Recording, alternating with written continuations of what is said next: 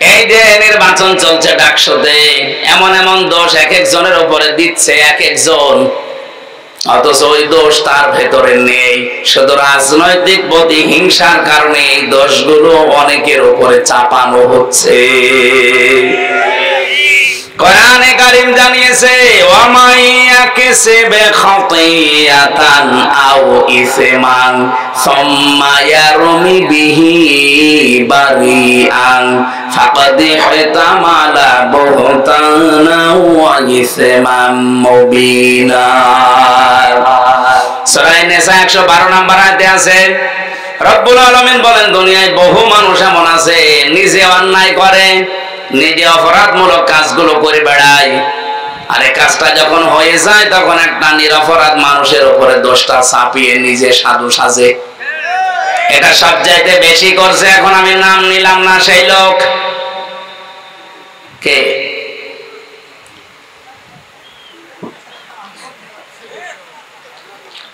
সবচাইতে বেশি করছে এখন এই লোক, নাম নিলাম না, কোন লোক? সেই লোক। আশা করছি সে বুঝবে, সে যেন থামে। আপনি সাদিক কায়েমের উপরে, ফরহাদের উপরে এমন এমন দোষ চাপিয়ে দিচ্ছেন, ওই বিষয়কে তারা কিছু জানেই না।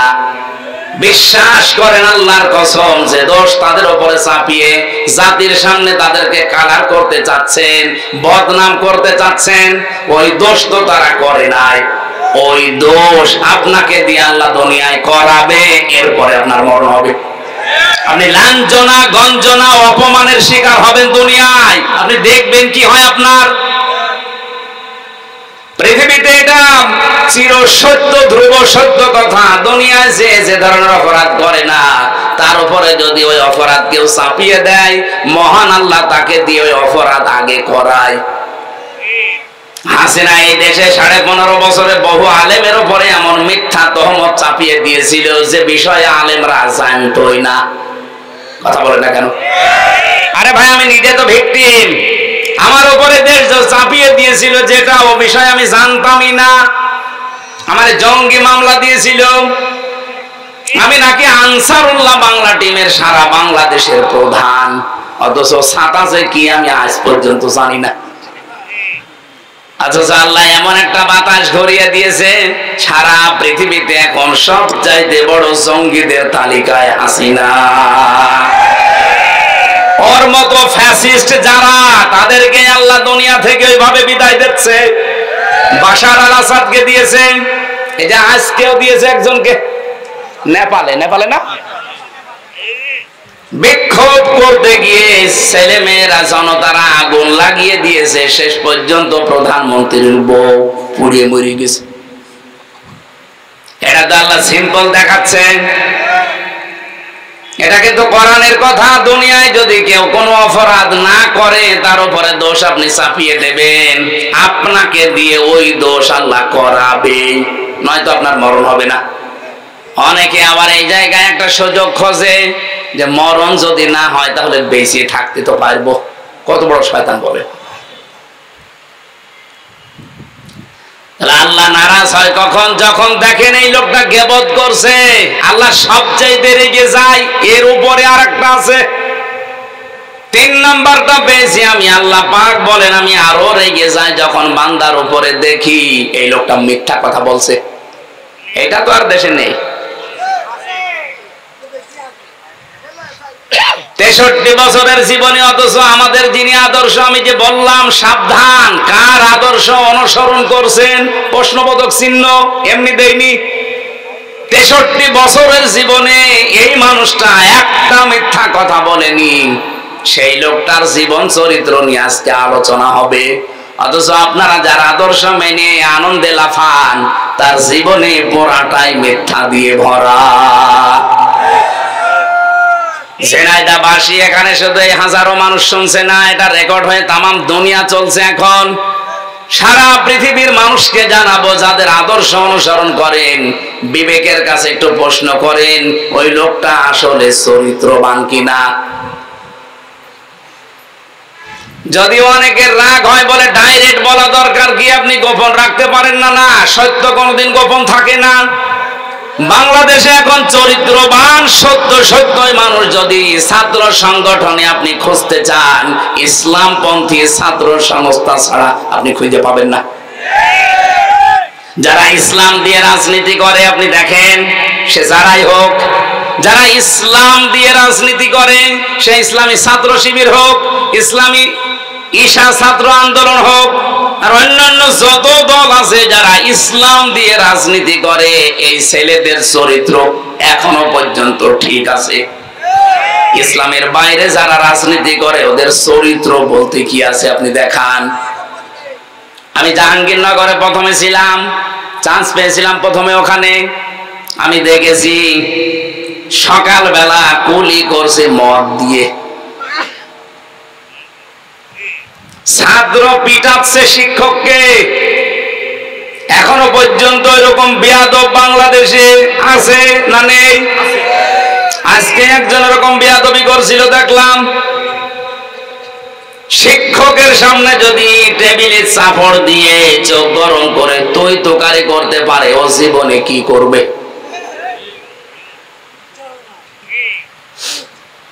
আমাদের ইমাম যিনি ইমাম আবু হানিফা রহমতুল্লাহ আলাইহি এমনিতে এত বড় হননি, তার জীবনী পড়তে গিয়ে দেখলাম তিনি প্রথম জীবনে গরিবের সন্তান ছিলেন।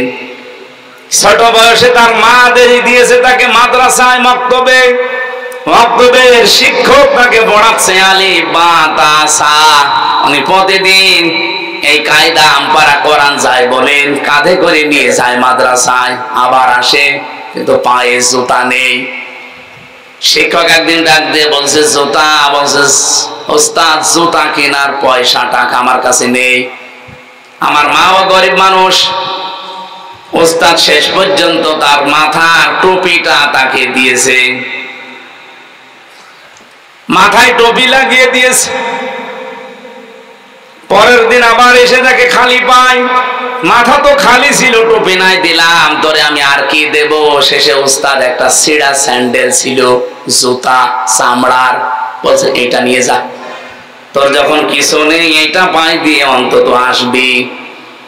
আল্লাহর বান্দা নোমান বিন সাবেত, যাকে আমরা ইমাম আবু হানিফা রহমতুল্লাহ আলাইহি বলি, বাড়িতে যাবার পরে তিনি পানি গরম করার পরে ওর ভেতরে ওই চামড়ার মোজা ছেড়ে দিয়েছে। জুতাটা ছেড়ে দেওয়ার পরে গরম পানিতে ওই যে মাঝখান থেকে যে চামড়াটা বের হয়, সতীর মতো দেখতে, চামড়ার মতো, ওইটা দিয়ে উনি সেলাই করেছে, মাকে দিয়ে উনি টুপি বানিয়েছে। পরের দিন যখন আসে তাকে খালি পায়। ওস্তাদ রেগে গেছে, তোরে দিলাম আমি স্যান্ডেল বা জুতা, পায়ে না দিয়ে খালি পায় কেন? ইমাম আবু হানিফা কেঁদে ফেলেছে, ডাক দিয়ে বলে ওস্তাদ আপনার পায়ে দেওয়া জিনিস আমি পায়ে দেব কি করে? আমি নিজে আমার মাকে দিয়ে পানি গরম করি, ওইটা এই যে কাপড়টা মাঝখানে ছিল ওইটা আমি এখন এই যে সেলাই করে টুপি বানিয়ে ফেলেছি। এলেম এমনি আসে আপনার কাছে? আমার এই ছোট্ট জীবনে আমি দেখেছি ওস্তাদ ওযু করছে, শিক্ষক ছাত্র পায়ে পানি ঢেলে দিচ্ছে, বয়স 7 বছর। আমি এইটাও দেখেছি বিশ্ববিদ্যালয়ে শিক্ষক ক্লাস নিচ্ছে, ছাত্র জুতা দিয়ে পিটাচ্ছে, বলছে শালা করে মেরেই ফেলবো। বাকিটা বললাম না। ছাত্র তো এইটাও ওইটাও, একটা মানুষ হচ্ছে আর একটা জানোয়ার হয়ে গেছে। জানোয়ার যেন আরো তৈরি হয়, সেজন্য গোপন ষড়যন্ত্রের ফাঁদ অনেকে বিছিয়েছে। এই জন্য ক্লাস 1 থেকে 5 পর্যন্ত গানের মাস্টার নিয়েছে, কিন্তু মাওলানা নেয়নি। আমরা চাই আগামী থেকে ডক্টর মোহাম্মদ ইউনূস আপনি যে কয়দিনই আছেন একটা কিছু করে যান, যেন আপনি অমর হয়ে থাকতে পারেন। ফেব্রুয়ারির 12 তারিখে বলেছেন যে নির্বাচন দিয়ে আপনি বিদায় নেন, কিন্তু এমন একটা কাজ আপনি 92% মুসলমানের দেশে করে যান, এই দেশে আগামীতে কিয়ামত পর্যন্ত যত সন্তান আসবে তারা 5 পর্যন্ত পড়লেই যেন আলেম হয়ে যায়। একজন করে আলেম শিক্ষক নিয়োগ দেওয়ার পক্ষে আপনারা নেই? বলেন বলেন, দাবি আছে কার কার? এই দাবিটা আমার সাথে হাত তোলেন তো, লিল্লাহে তাকবীর।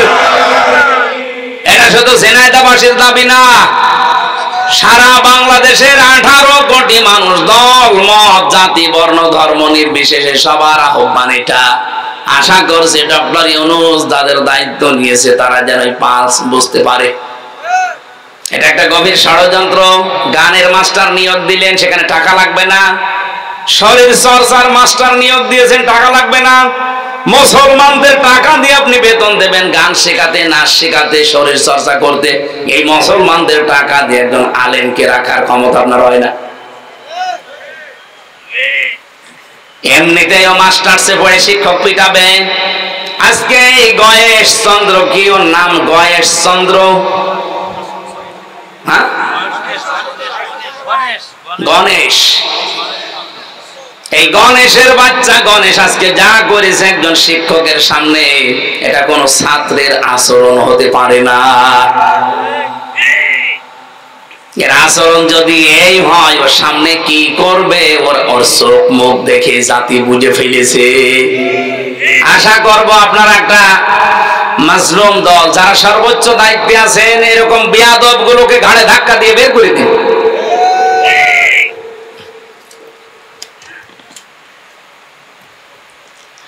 আমার ভাইরা, মিথ্যা কথা বলা বন্ধ করা দরকার। মিথ্যা সকল পাপের মা বা মূল।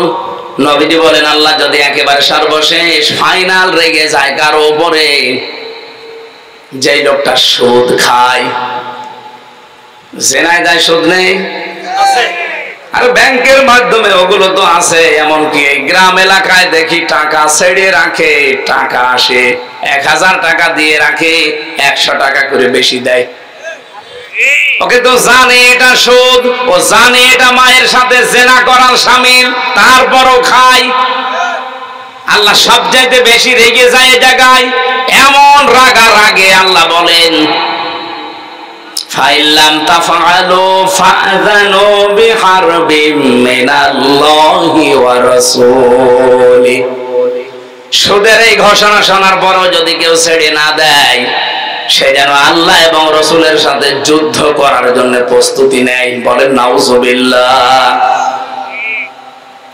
আমি ফাইনাল জানি না, তারপরও একটু আন্দাজে বলছি, এই এলাকায় যারা টাকা ছেড়ে রেখেছেন, টাকা আসে, এইরকম কোন মানুষ যদি এখানে এসে থাকেন, আপনি এই মুহূর্তে তওবা করেন। আপনি কিন্তু মায়ের সাথে জেনা করে এসেছেন, আবার যে করবেন। কত নিকৃষ্ট কথা আমি বলতাম না, হাদিস এসেছে জন্য বললাম। এরপরেও যদি আপনি সুদের এই টাকা ছেড়ে দিতে না পারেন, আপনার বিবেকে বাধা না দেয়, আপনি আজকে থেকে আর নামাজও পড়ার দরকার নেই। কারণ আপনি এমনিতেও জাহান্নামে যাবেন, অমনিতেও জাহান্নামে যাবেন। পরের এই শব্দটাকে আমি বানালাম, সূরা আলে ইমরানে আছে, যারা সুদ ছেড়ে দেয় না তাদের জন্য আমি আগুন তৈরি করে রাখলাম। বলেন নাউযুবিল্লাহ। আগুন কোথায় পাওয়া যায়? জাহান্নামে। বলেন বলেন। মুসলিম শরীফের যে হাদিসটা দিয়ে আরম্ভ করেছিলাম, 4টা কাজে আল্লাহ সব চাইতে বেশি খুশি, কিন্তু পৃথিবীর মানুষ নারাজ। আর 4টা কাজে আল্লাহ সব চাইতে বেশি নারাজ, পৃথিবীর মানুষ খুশি। আল্লাহ ওই 4টা কাজে আমাদেরকে পালন করার তৌফিক দেন। এই 4টা কাজ যেগুলো নারাজ, এগুলো জীবনের মতো ছেড়ে দেওয়ার সুযোগ দেন। বলেন আমিন। দরুদ আর সালাম পাঠ করে আমরা চলে যাচ্ছি সূরা আরাফ। এই এদিকে তাকান ভাই, আমরা তেলাওয়াত করেছি সূরা আরাফ থেকে। আয়াত নাম্বার হচ্ছে 45, 46। 2টা মাত্র আয়াত পড়েছি কোরআনের। এখানে 206টা আয়াত আছে। দেখেন আপনি 2টা আয়াতে যত তথ্য বের হবে, তাহলে 206টা আয়াতে কত কথা থাকতে পারে। কোন আয়াত থেকে তাফসীর করতে হলে, বলতে হলে আমরা জানি কয়েকটা নিয়ম মানা লাগে।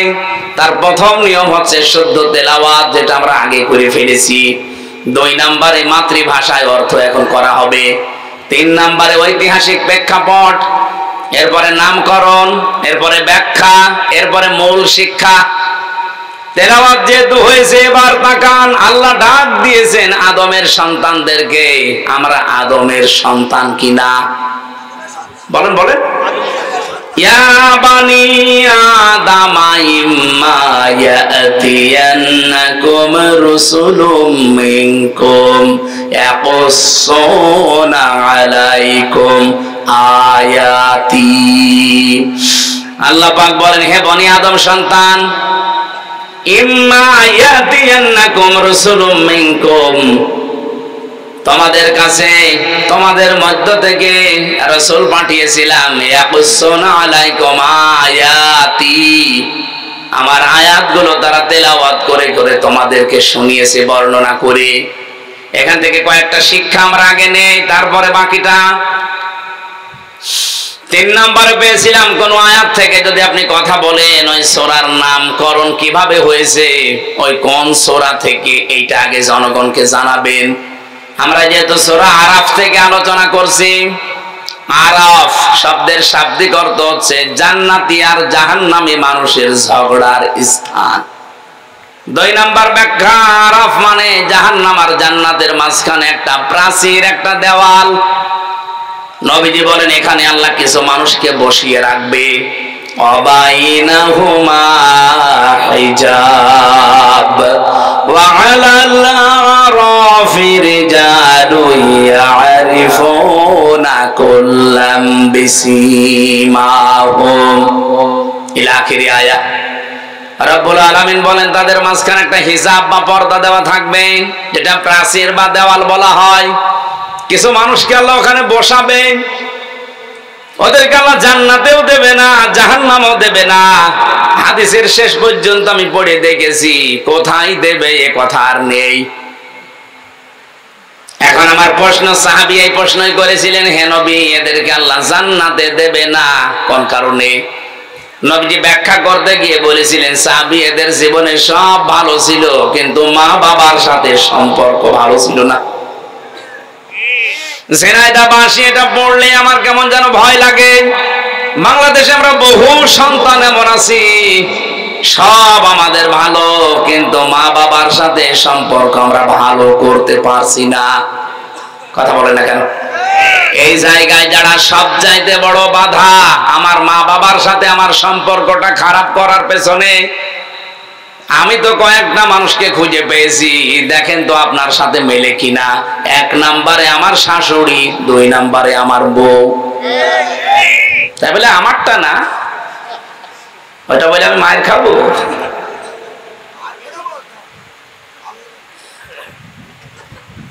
সেদিন একটা বৃদ্ধাশ্রমে ঢুকেছিলাম, ওই যে নীলফামারী কিশোরগঞ্জ থানায়। ঢোকার পরে আমাকে বলছে, হুজুর দেখেন তো, যে দেখি এই পাশে 25 জন মা, এই পাশে 25 জন বাবা বসে আছে। আমার দেখে হাউমাউ করে সব কাঁদতেছে, যার কাছে যায় সেই হাত ধরে কাঁদে। বয়স হয়ে গেছে প্রায় 70, 80, 90 এরকম। একজনকে জিজ্ঞাসা করলাম, কি বাড়ি কোথায়, ছেলে মেয়ে কয়টা?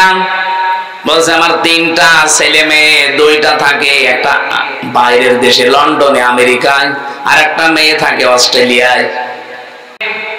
ওরা দেশে ছিল, কিন্তু ওদের স্ত্রীর কারণে আমাকে ঘরে রাখতে পারে নাই। ওরা 2 জন বৌমা আধুনিক, তারা বলেছে এই বুড়ি বাড়ি থাকলে তোমাদের কাছে আমরা থাকবো না। শেষ পর্যন্ত ছেলেরা আর মেয়ে মিলে আমাকে রেখে গেছে এই বৃদ্ধাশ্রমে। খুব কষ্ট হয় মাঝে মাঝে ওই নাতিদের কথা মনে উঠলে। এই বয়সটা একটু নাতি নাতকর যারা থাকবে, তাদের নিয়ে একটু খেলাধুলা আনন্দ করবো, অথচ এই নিঃসঙ্গ জীবনে পড়ে আছি। এখন শুধু গণনা করছে আল্লাহ কবে আজরাইল পাঠাবে। এই মেয়েটা যাদের দোষ দিল, আমি তো শুধুমাত্র এই মেয়েটা দিয়েছে দোষ তা বলছি না, বাস্তবে এটা হচ্ছে কিনা বলেন তো? যে মা বাবা এত কষ্ট করে আপনাকে 25 বছর 30 বছর পর্যন্ত লালন পালন করেছে, অথচ সেই মা বাবাকে বিয়ের কিছুদিন পরে আমরা অনেকে আলাদা করে দেই, বৃদ্ধাশ্রমে রেখে আসি, এমনকি পালাপালি করে খাওয়াই।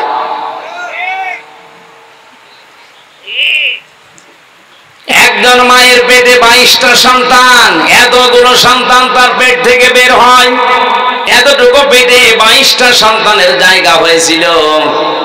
অথচ এই মা এই 22টা সন্তানের বাড়িতে এখন 3 দিন 7 দিন করে পালা পালা করে খায়। আরে ভাই, আপনার তো আরো খুশি হয়ে তাকে নিজের কাছে রাখার জন্য প্রতিযোগিতা করা দরকার, লটারি করা দরকার।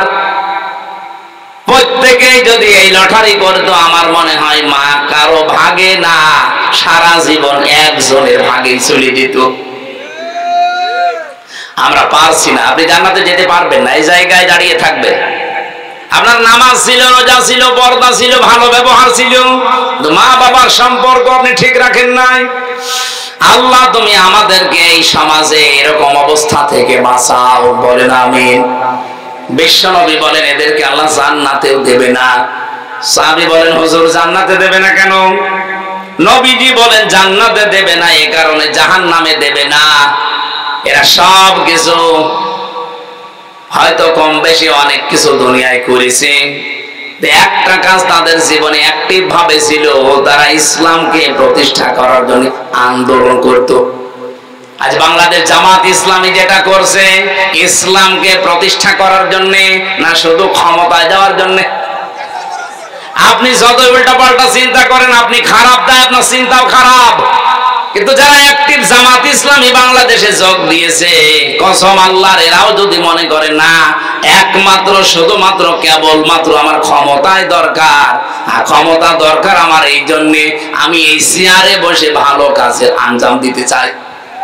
কারণ আমি এতদিন দেখেছি এখানে যারা বসেছে, এখানে অবৈধ কাজই বেশি হয়েছে, দুর্নীতি বেশি হয়েছে। কিন্তু কয়েকটা মানুষকে তো দেখলাম যারা চেয়ার পাওয়ার পরেও নির্ভেজাল ছিল। মাওলানা মতিউর রহমান নিজামী, কথা বলেন। আমরা তো এই জন্যে যাচ্ছি, এই সমাজটাকে যদি এখনো পরিবর্তন করতে চান, ইসলামকে আজ জায়গা মতো পৌঁছিয়ে দেওয়া লাগবে। কোরআন শরীফে সবচাইতে বেশি যে আয়াতটা আমরা পড়ি, জানি, শুনি, তার নাম তা'মুরুনা বিল মারুফ তানহাউনা আনিল মুনকার। আল্লাহ বলেন ভালো কাজে আদেশ দাও, অন্যায় কাজে নিষেধ করো না। এটা বাংলা অর্থ হয়নি। তা'মুরুনা বিল মারুফ, তোমরা আদেশ করবা পরিচিত কাজের, তানহাউনা আনিল মুনকার, তোমরা অন্যায় কাজে বাধা দিবা, প্রতিবন্ধকতা সৃষ্টি করবা। বাংলার মুসলমানেরা কথা বললে শুধু রাজনীতি মনে হয় আপনার কাছে, কথা বললে আপনার কাছে ধান্দাবাজি মনে হয়। বলেন তো 54 বছরে ভালো কাজ বলেন, পরিচিত কাজ বলেন যেগুলো, এগুলো কি আদেশের জায়গায় আছে? নেই। এটা অনুরোধের জায়গায় আমরা নিয়েছি। এটা যদি আদেশের জায়গায় রাখতাম, আল্লাহর কসম এই দেশে কেউ চাঁদাবাজি করে টিকে থাকতে পারতো না। এখানে আহ্বান জানাচ্ছি, আশার সঞ্চার করতে চাই, যদি চাঁদাবাজ মুক্ত দেশ চান, যদি আগামীতে মিথ্যা মামলা, মিথ্যা সাক্ষী নিয়ে সারা জীবন জেলে থাকতে না চান, যা করেছেন করেছেন, ফিরে আসেন। বাংলাদেশ জামাত ইসলামীর পতাকা তলে ফিরে এসে দিনকে আজ বিজয় করে জায়গা মতো পৌঁছিয়ে দেন। কোনো দিন এই দেশে মিথ্যা মামলা, মিথ্যা সাক্ষী আপনার বিপক্ষে আর কেউ দেবে না। আমি গ্যারান্টি দিচ্ছি দেবে না। আপনি ইসলামকে জায়গা মতো একটু পৌঁছিয়ে দেন। 300 এমপি দেওয়া লাগবে না, মাত্র 151 জন এবার পাঠান। আমি তো সারা বাংলাদেশে স্পিকারই চালাচ্ছি যে 151 জন যদি সত্যি এবার কোরআন বুকে নিয়ে যেতে পারে, 5 বছর লাগবে না, মাত্র 2 বছরেই বাংলাদেশ মিনি জান্নাত হয়ে যাবে। কারণ কোন জায়গায় কোন ঔষধ দেওয়া লাগে এটা ভালো জানে কে? বলেন বলেন। সাদাবাজি করা, সাদাও থাকবে না, বাজিও থাকবে না। চুরি এমন ঔষধ আল্লাহ দিয়েছে, চোর পুরুষ হোক নারী হোক, যদি সাক্ষ্য প্রমাণে ধরা পড়ে কোনো বিচার লাগবে না, হাত কেটে দেন। এ বাংলাদেশে চোর মুক্তই করতে পারে না কেউ। বলে আমি চোরের খনি পেয়েছি। চোর মুক্ত বাংলাদেশ তৈরি করার জন্য একটা ফর্মুলা শুধু আমরা প্রয়োগ করব সামনে। বাংলাদেশে 2-5 বছর না, 2 দিনে চোর মুক্ত হয়ে যাবে। কারণ কোন জায়গায় দুর্বলতা, কোন ঔষধ দেওয়া লাগবে এটা ভালো জানে কে বলেন তো? আহ্বান জানাচ্ছি, যদি নিরাপদ পৃথিবী পেতে চান, নিরাপত্তার সাথে বসবাস করে দুনিয়ার জীবন ত্যাগ করতে চান, আসেন আমরা এবার সব ভুলে ইসলামকে জায়গা মতো পৌঁছিয়ে দেই। যদি দিতে না পারেন আর নিরাপদে থাকতে পারবেন না, আপনি ওলিউল্লাহ মুকাদ্দাসের মতো গুম হয়ে যাবেন। কথা বলেন না কেন? ব্যারিস্টার আরমানের মতো গুম হয়ে থাকবেন 8 বছর, আমান আজমির মতো 10 বছর গুম হয়ে থাকবেন। সামনে পরিবেশ কিন্তু আসবে যদি ইসলাম না যায়। শুধু ঠিক ঠিক করে পর্যন্ত শেষ করে দেবেন না। এবার ময়দান আসতেছে, হয় বদরের ময়দান নাই উহুদের ময়দান। বদরের ময়দানে যুদ্ধ হয়েছিল নিজের আপন বাবার সাথে আপন ছেলের, জামাইয়ের সাথে স্ত্রীর। কথা বলেন না কেন? এবারও সেই যুদ্ধের ময়দান আসতেছে শুধু ইসলামের জন্য। এবার দেখবেন আপনার বাবা আপনার বিরুদ্ধে চলে যেতে পারে, আপনার বউ আপনার বিরুদ্ধে চলে যেতে পারে, কিন্তু আমরা এবার ময়দানকে বদরের ময়দান মনে করব ইনশাআল্লাহ।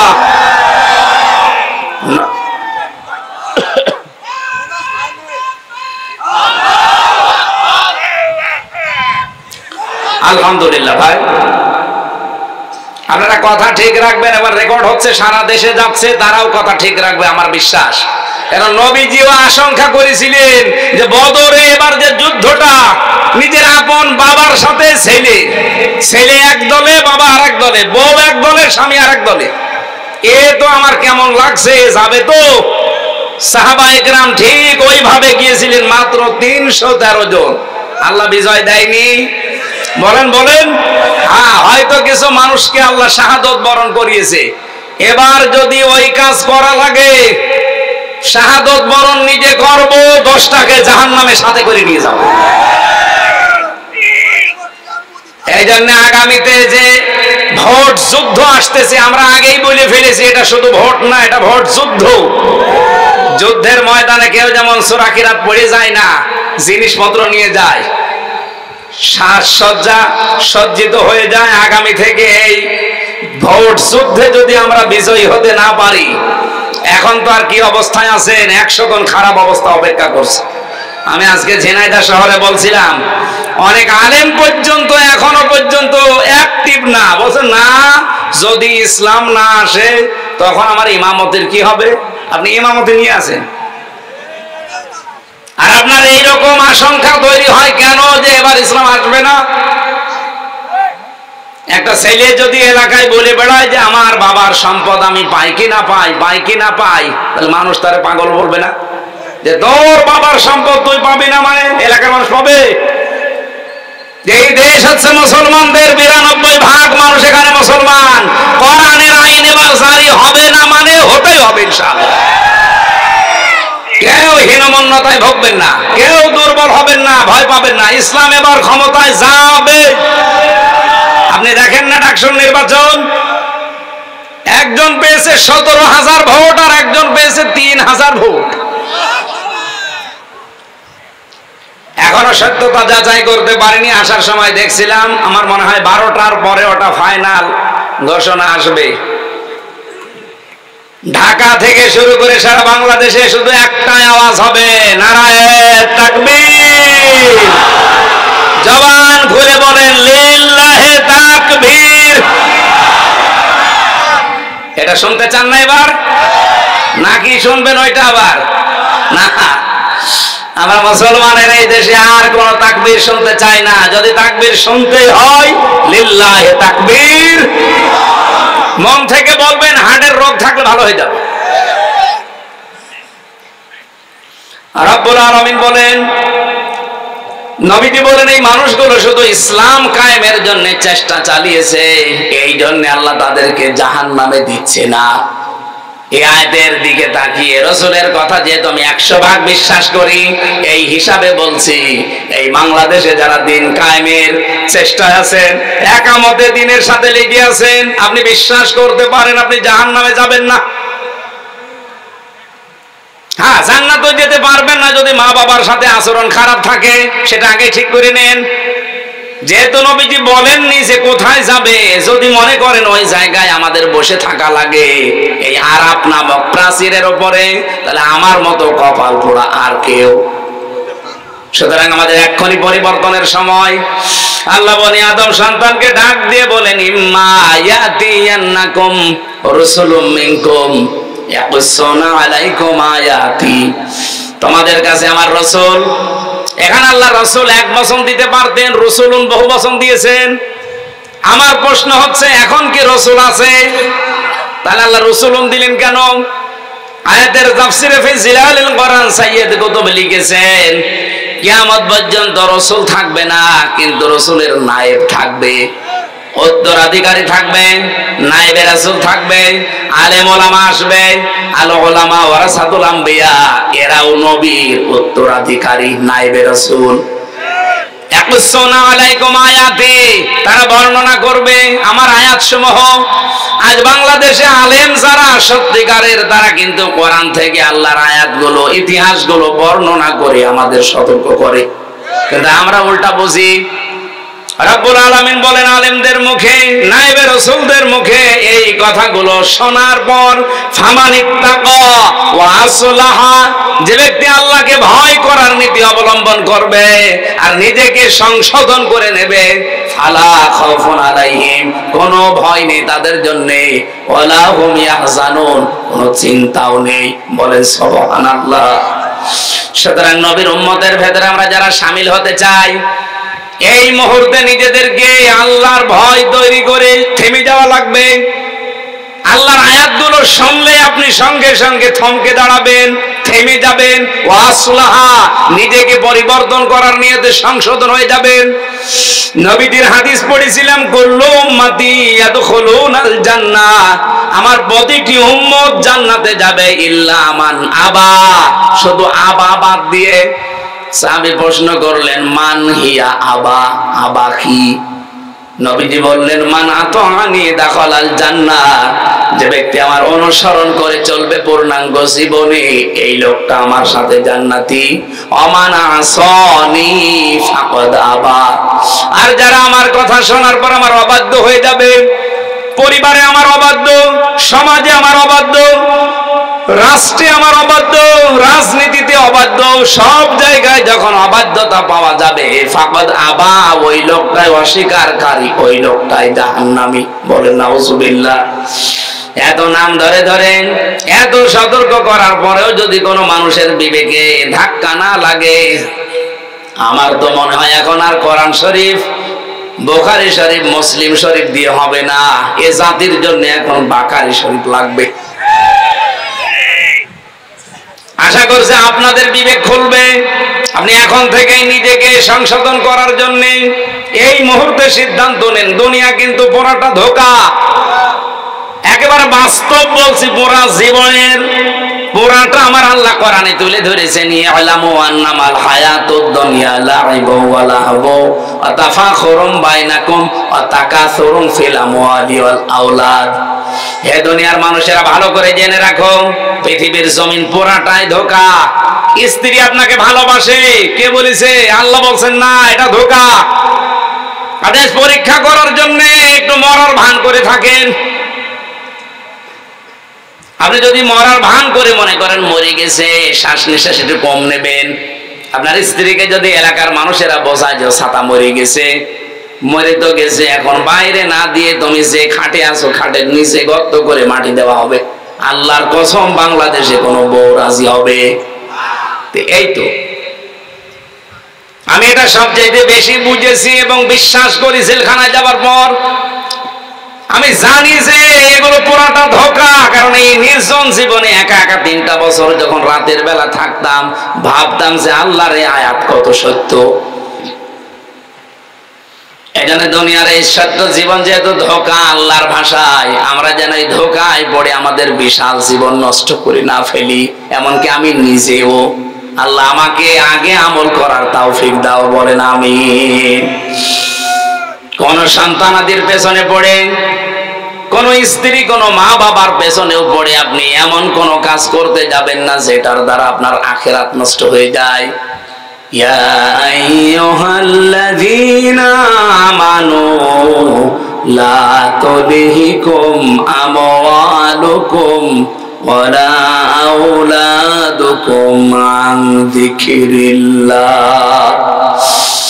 এই ইমানদার বলে যারা দাবি করো তাদেরকে বলছি, সন্তানাদি আর সম্পদাদি এগুলো যদি তোমাদেরকে আল্লাহর বিধান থেকে, তার জিকির থেকে, স্মরণ থেকে দূরে সরিয়ে দেয়, আমাইয়া ফাল যালিকা ফাউলাইকা হুমুল খাসিরুন, যারা এরূপ করবে আল্লাহ বলেন এরাই ক্ষতিগ্রস্ত। বলেন নাউজুবিল্লাহ।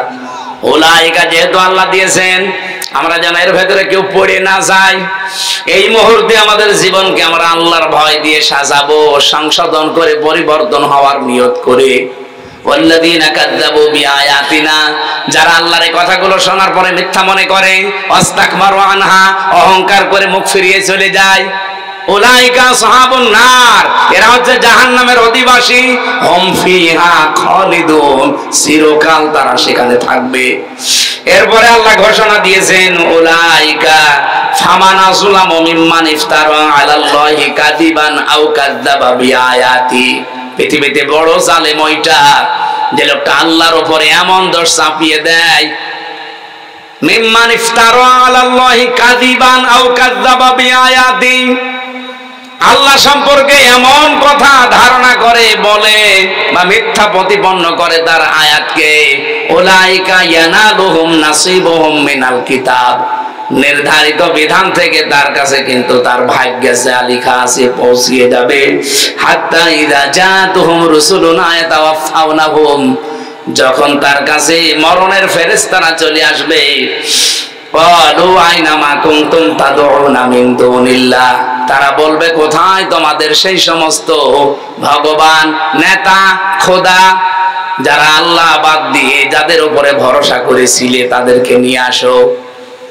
কিয়ামতের কঠিন ময়দানে ওই মানুষগুলো এবার ডাক দেবেন, ক্বালু বাল্লু আন্না ওয়া শাহিদু আলা আনফুসিহিম আন্নাহুম কানু কাফিরিন। এই কথা কি বানানো? বিশ্বাস করেন 100% সত্য কথা। রব্বুল আলামিন বলেন, ক্বালু, সবাই মিলে বলবে, দল্লু আন্না, আমাদের থেকে আজ তারা উধাও হয়ে গেছে। যারা আদর্শ মেনে চলতাম তাকে আর সামনে পাচ্ছি না, যাকে আমি সব কিছুর উপরে রাখতাম সে আমার সামনে আজ নেই। শাহিদু আলা আনফুসিহিম, আমি সাক্ষী দিচ্ছি, স্বীকার করছি আমি জুলুম করেছি আমার উপরে। আন্নাহুম কানু কাফিরিন, আমি কাফের ছিলাম। এই মুহূর্তে এই কথা বলে কোনো লাভ হবে না। পরীক্ষা হয় আমার 1 থেকে মাস্টার্স পর্যন্ত পরীক্ষা দিয়েছি আমি, কোনদিন প্রশ্নপত্র পরীক্ষার আগের দিন আমি পাইনি। অথচ আল্লাহ যে পরীক্ষা নেবে 1500 বছর আগে প্রশ্নপত্র ফাঁস করে দিয়েছে। এরপরেও যদি আমরা কেউ ফেল করি, আদর্শ মানার ক্ষেত্রে কাকে অনুসরণ করছেন? যে লোকটা উধাও হয়ে যাবে মরণের পরে আপনার কাছ থেকে, এমন মানুষকে অনুসরণ করা দরকার। আর মরণের সময় যিনি শিহরে এসে বলবে, ভয় নেই উম্মত, আমি আছি, তোরে জান্নাতে পৌঁছিয়ে দেব। আল্লাহ রাসূলুল্লাহকে অনুসরণ করার তৌফিক। যেহেতু মরণের পরেই কবরের ভেতরে তাকে দেখানো হবে মান হাজার রাজুল, এই লোকটা কে ছিল। আপনি যদি সত্যি তার আদর্শ মন থেকে মেনে চলতে পারেন, সঙ্গে সঙ্গে আপনার মুখ দিয়ে বের হয়ে যাবে, হাদা নাবিয়ুনা মুহাম্মাদুর রাসূলুল্লাহ। বলেন আমিন। মুসলিম শরীফের হাদিস, নবীজি বলেন, 1 নম্বরে আল্লাহ যদি কারো ঘরে কন্যা সন্তান দিতে পারে আল্লাহ খুশি হয়। কিন্তু আমরা যারা দুনিয়াতে আছি, সে যেই হোক, প্রাথমিকভাবে কন্যা পেলেই মানুষ নারাজ। এই যে মেয়ে হলে মানুষ নারাজ হয়ে যায়, এই স্বভাব কোন মুসলমানের না, কোন ইমানদারের না। ওয়া ইযা বুশিরা আহাদুহুম বিল উনসা যাল্লা ওয়াজহুহু মুসাওয়াদ্দা ওয়া হুয়া কাযীম। সূরা নাহলের ভেতরে এসেছে, আল্লাহ বলেন, যখন আপনি কন্যা হয়েছে এই সংবাদ দেবেন, কাফের যারা তাদের মুখ কালো হয়ে যাবে।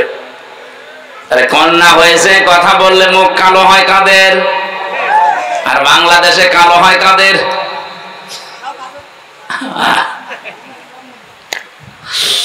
আপনি টের পাচ্ছেন আল্লাহ আপনার উপরে খুশি হয়েছেন, এই জন্য এটা দিলেন। নবীজি বলেন আল্লাহ পাক যদি কাউকে একটা কন্যা দেয়, সে যেন বিশ্বাস করে আল্লাহ তার জন্য একটা জান্নাত বরাদ্দ করে রেখেছেন। কিন্তু কি বললাম? কিন্তু কি? 4টা শর্ত পূরণ করা লাগবে এই মেয়েটার পেছনে। 1 নম্বরে, এই মেয়েটা যখন দুনিয়াতে আপনার ঘরে আসবে আপনি খুশি হবেন। 2 নম্বরে, তার পেছনে খরচ করবেন। 3 নম্বরে, তাকে দ্বীনের শিক্ষা দেবেন।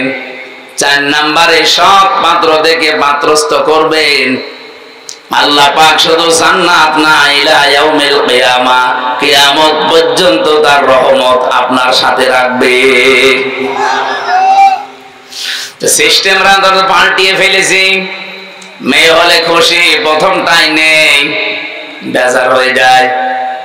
আমি কোরআনে মেয়ে লোকের আলোচনা যত জায়গায় পড়েছি, দেখেছি আল্লাহ ছেলে এবং মেয়ের কথা বলতে গেলে আগে মেয়ের নাম দিয়েছেন। ইয়াখলুকু মা ইয়াশাউ ইয়াহাবু লিমান ইয়াশাউ ইনাসা ওয়া ইয়াহাবু লিমান ইয়াশাউ যুকুর ইলা আখির আয়াত। সূরা শুরা এসেছে, তিনি সৃষ্টি করেন, যাকে ইচ্ছা কন্যা দেন, যাকে ইচ্ছা পুত্র দেন। আপনি চিন্তা করে দেখেন, আল্লাহ আয়াত শুরু করার প্রথমেই মেয়ে লোকের নাম নিলেন। আল্লাহ যাকে ইচ্ছা মেয়ে দেন, যাকে ইচ্ছা ছেলে দেন। কেন আল্লাহ আগে যাকে ইচ্ছা ছেলে দেন মেয়ে দেন বলতে পারতেন না? মুফাসসির বলেন আল্লাহ মেয়ের নাম আগে নিয়েছে এই জন্য আল্লাহ পাক নিজেই মেয়েদের পক্ষে। বলেন সুবহানাল্লাহ। বিশ্বনবী জানিয়েছেন, এই পৃথিবী আমার কাছে কিছুই ভালো লাগে না, 3টা জিনিস আমার কাছে প্রিয়, ভালো লাগে, পছন্দ হয়। 1 নম্বরে নামাজ, 2 নম্বরে সুগন্ধি, 3 নম্বরে মেয়ে মানুষ। এখানে মেয়ে লোক বলতে গিয়ে নবী ইমরাতি একালিফ টান দিয়েছেন। মেয়েদের ভেতরে আমার কাছে ভালো লাগে, পছন্দ হয়, মায়া লাগে আমার নিজের স্ত্রী। আমাদের কাছে অনেকের নামাজ ভালো লাগে, অনেকের কাছে সুগন্ধি ভালো লাগে, অনেকের কাছে স্ত্রীও ভালো লাগে, নিজেরটা ছাড়া অন্যেরটা। নাউজুবিল্লাহ। মানে যে পরকীয়া প্রেম হচ্ছে কি এমনি হয়? নিজেরটা ছাড়া অন্যেরটা যখন বেশি ভালো লাগে তখনই তো মানুষ লাইন করে। কথা বলে না কেন? এলাকায় আছে কিনা জানি না, যদি থাকে এই মুহূর্তে আপনি তওবা করা লাগবে। যারা এরকম লাইনে আছেন এই মুহূর্তে এটা বাদ দেওয়া লাগবে, নয়তো আস্তে আস্তে আপনার চেহারার যে এর ভেতরে যে নূর আল্লাহ দিয়েছে, যারা পরকীয়া প্রেমে লিপ্ত থাকে তাদের চেহারার নূর নষ্ট হয়ে যায়। 2 নম্বরে তাদের রিস্কের বরকত আল্লাহ কমিয়ে দেয়। 3 নম্বরে লোকটা যখন মারা যাবে ঈমান পাবে না, বেঈমান হয়ে মরবে। এত বড় ভয়ঙ্কর কথাগুলো শোনার পরে কারা এই পাপ ছেড়ে দিতে রাজি আছেন? হাত তোলেন তো। 2 হাত তুলেছো তুমি, দাড়িওয়ালা মানুষ। লজ্জা থাকা দরকার। কার সাথে লাইন আছে জিজ্ঞেস করেন তো। আমার মনে হয় ভাবির সাথে লাইন আছে। না না, আমি হাসির জন্য বলি না। আমি 1 হাত তুলতে পারতেন, তাও হালকা। 2 হাত তুলেছে এইভাবে।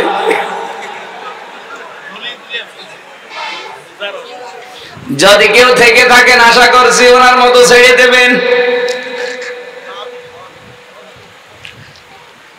বিশ্বনবী জানিয়েছেন, কোন ঘরে যদি একটা আল্লাহওয়ালা মেয়ে লোক থাকে, ওই বাড়িওয়ালা যেন বিশ্বাস করে জান্নাতের একটা টুকরা আল্লাহ তাকে দিয়েছে। এখানে যারা বাবা আছি, মেয়ের বাবা, এই যে 4টা কথা বললাম, যেটা করলে কিয়ামত পর্যন্ত, শুধু ইলা ইয়াউমি, ইলা দুনিয়া পর্যন্ত নবী দেননি, ইলা ইয়াউমিল কিয়ামা, কিয়ামত পর্যন্ত আল্লাহর দয়া রহমত তার উপরে থাকবে। তাহলে 1 নম্বরে আপনি খুশি হবেন, 2 নম্বরে তার পেছনে আপনি খরচ করবেন সাধ্য মতো, 3 নম্বরে তাকে দিন শেখাবেন, 4 নম্বরে তাকে সৎ পাত্র দেখে পাত্রস্থ করবেন। যদিও বাংলাদেশে মেয়েদের বিবাহের বয়স ধরা হয় 18 বছর, কিন্তু কোরআন হাদিস অনুযায়ী মেয়েদের বিবাহের বয়স ধরা হবে যেই দিন তার শরীর খারাপ হবে ওই দিন থেকে। এটা 10 বছরে, 12 বছরে, 15 বছরে, 18 বছরে হতে পারে। সম্মানিতা মা বোন যারা বসে আছেন, এখানে একটা মাসলা বলি। অনেকেই বেহুশ আছেন, এ বিষয়ে কোনো খবর নেই, হুঁশ নেই। নামাজ কিন্তু ফরজ, রোজা কিন্তু ফরজ। অনেকে হেলায় খেলায় নষ্ট করে নামাজও শুরু করে, রোজাও রাখে, কিন্তু একেবারে মধ্যম বয়সে না।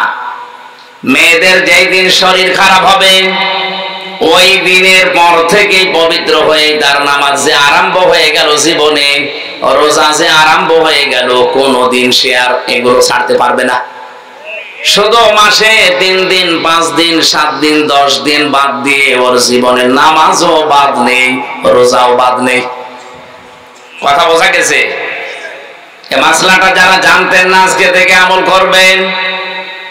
আপনার মেয়ে যদি 10 বছরে বা 12 বছরে, 15 বছরে শরীর খারাপ হয়েছে, আপনার স্ত্রী তো জানে, ওর পরে কোনদিন যেন এই মেয়েটা আর ফরজ নামাজ বাদ দিতে না পারে।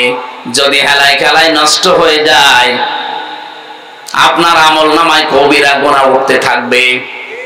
এই যে নামাজ পড়লো না আপনার এই মেয়েটা, বালেগা হওয়ার পরেও কিয়ামতের দিন এই মেয়েটাকে যখন সর্বপ্রথম আল্লাহ তুলবে, আপনারা জানেন সবাই, আউয়ালু মা ইউহাসাবু বিহিল আবদু ইয়াউমাল কিয়ামাতিস সালাহ।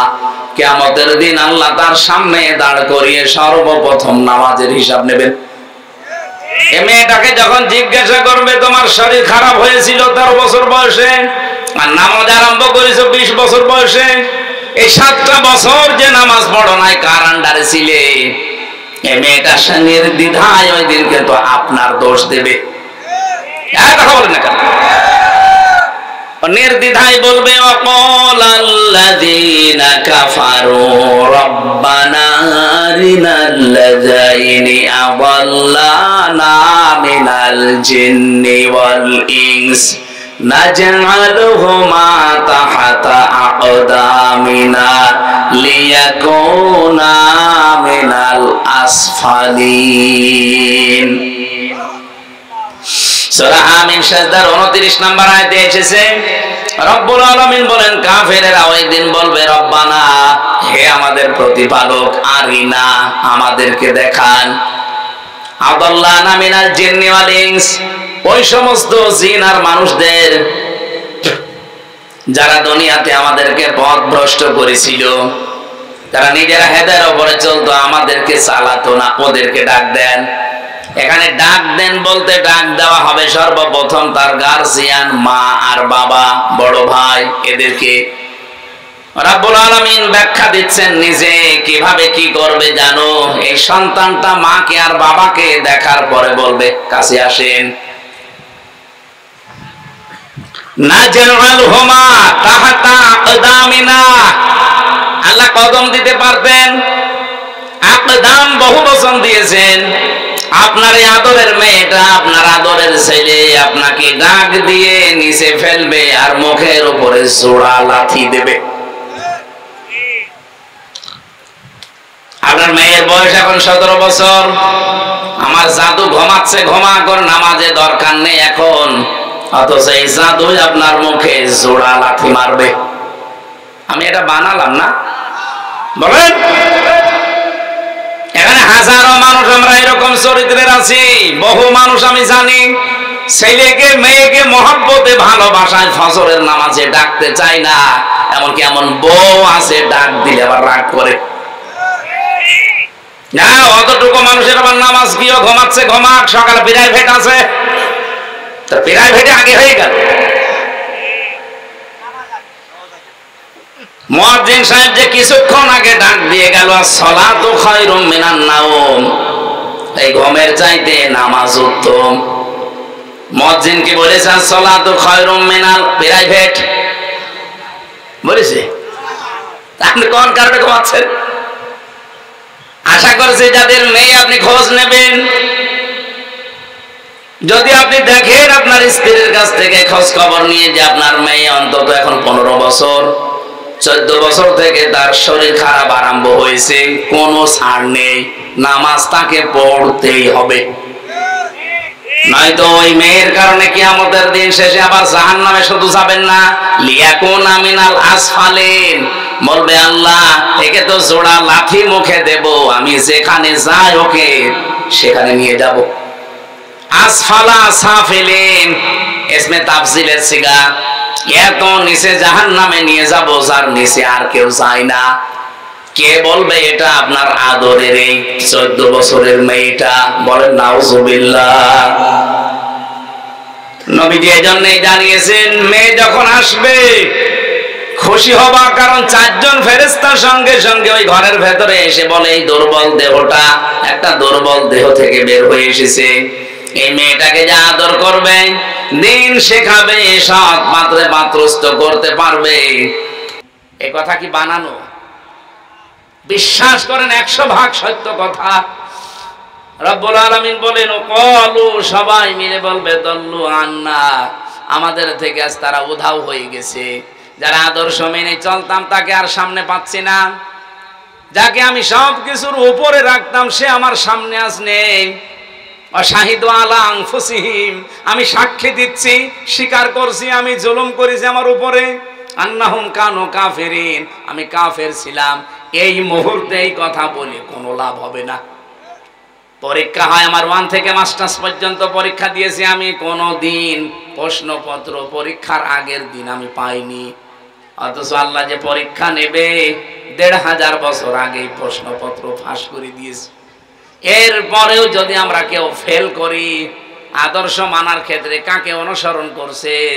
যে লোকটা উদাও হয়ে যাবে মরণের পরে আপনার কাছ থেকে, এমন মানুষকে অনুসরণ করা দরকার। মরণের সময় যিনি শিহরে এসে বলবে ভয় নেই উম্মত, আমি আছি, তোরে জান্নাতে পৌঁছিয়ে দেব। আল্লাহ রাসূলুল্লাহকে অনুসরণ করার তৌফিক। যেহেতু মরণের পরেই কবরের ভেতরে তাকে দেখানো হবে মান হাজার রাজুল, এই লোকটা কে ছিল। আপনি যদি সত্যি তার আদর্শ মন থেকে মেনে চলতে পারেন, সঙ্গে সঙ্গে আপনার মুখ দিয়ে বের হয়ে যাবে হাযা নাবিয়ুনা মুহাম্মাদুর রাসূলুল্লাহ। বলেন আমিন। আল্লাহুম্মা আমিন। লা ইলাহা ইল্লা আনতা সুবহানাক ইন্নী কুনতু মিনাজ জালিমিন। রব্বুল আলামিন যতটুকুই শুনেছি এতটুকুই মেনে চলার তৌফিক দাও। এই সুন্দর আয়োজনে যারা সম্পৃক্ত, খালি হাতে ফেরত দিও না। যে যেইভাবে এগিয়ে এসেছে তার কাছে তোমার রহমত ওইভাবেই এগিয়ে দাও। আমাদের দুনিয়ার জীবনটা তুমি আরো আসান করে দাও, জীবন চলার পথ তুমি সহজ করে দাও। রব্বুল আলামিন মাহফিলের সভাপতি, প্রধান অতিথি, বিশেষ অতিথি সহ যত আলেম ওলামা এসেছে কবুল করো। আগামীর এই দেশটা তুমি একবারের জন্য হলেও কোরআনের কাছে তুলে দাও। যারা সহযোগিতা করলো টাকা পয়সা দিয়ে, নিজেদের প্রয়োজন থাকার পরেও কোরআন প্রচারে যারা ব্যস্ত, রব্বুল আলামিন এদের টাকা পয়সার বরকত দাও। যে বাড়িতে এসে বসেছিলাম আল্লাহ ওই বাড়িওয়ালার উপর রহমত নাযিল করো।